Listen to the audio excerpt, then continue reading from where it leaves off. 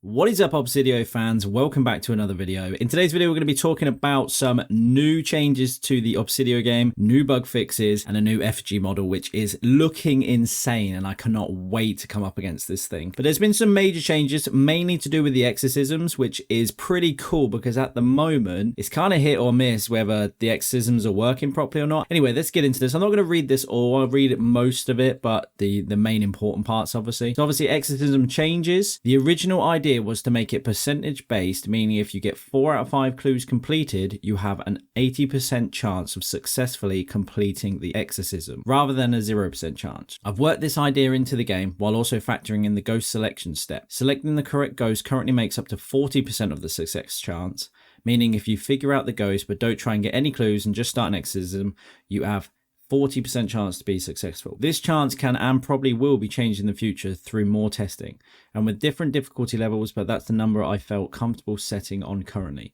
The steps or clues make up an additional 60% of the success chance, so if you have to find only one clue, that one clue makes up to 60% of your success chance. If you have to find 6 clues, they're all 10% each, adding up to 60%, obviously. So this is pretty cool. So basically, before it was kind of like, if you knew what the ghost was, let's say it's an Oni or whatever, you put obviously down the exorcism tools, and it was either, it was going to be like either a yes or a no, basically. It was just 0, 100, that's it, nothing in between. But now it's kind of like, providing you've done all the clues, depending on how many there are, I mean, there might only be one, so in this case, it doesn't really matter that much. You all automatically get a 40% boost from just guessing the right ghost. So even if you don't have the right stuff down and you don't have the right clues completed, you've still got a 40% chance, which is pretty big in my opinion. I mean, the fact that you don't have any of the clues done, 40% chance of success is still pretty high. I think that's a bit too high in my opinion. But then obviously the clues, it makes it more important because at the moment, you just put the REM pod down, wait for obviously a noise to make. If it made it, cool. If not, you just got rid of it.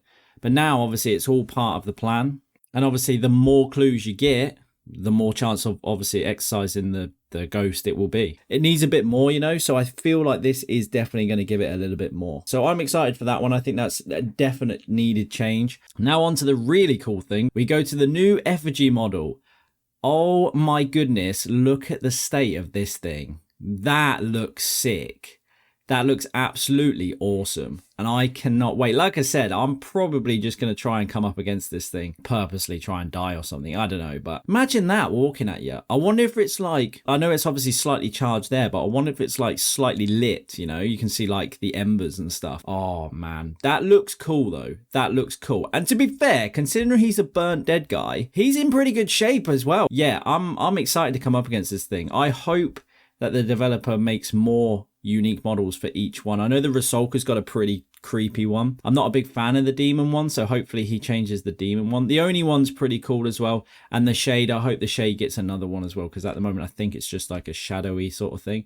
But yeah, this EFFIGY one looks absolutely insane, and I'm loving the look of him, and I cannot wait to come against him. On some bug fixes then, so fix the bug. Well, now some of these are pretty huge, to be fair. Ones I've come across myself loads, and I always mention it in the videos that I do. So fix the bug where the Russian doll wasn't spawning in any house. Now I've got a feeling that this happened to me a ridiculous number of times, especially on Farm Lane. But there's also another bug where it says fix a bug where all the Russian doll spawn points were outside of the map on Farm Lane. I'm pretty certain I got that bug every single time I played Farm Lane. And having said that, I reckon I got that bug multiple times on different maps with the Russian dolls, because there was a ton of times where I'll be walking around the house and just not getting any Russian dolls every now and then, but it was always in the same spot.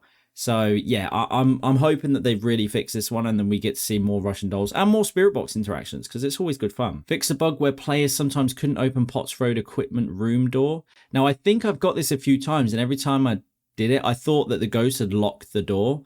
So I didn't know if it was a glitch or if it was, because I know some ghosts can lock doors, so I wasn't sure if it was part of that. So I guess maybe I had this glitch a few times, but I wouldn't say I come across it too many times. It's mainly on Farm Lane when I used to glitch out quite a lot. Fixed a bug where ghost clues weren't resetting when starting a new game. We've had that a few times, so much needed fix, so that's good. Fixed footsteps not working in the lobby room.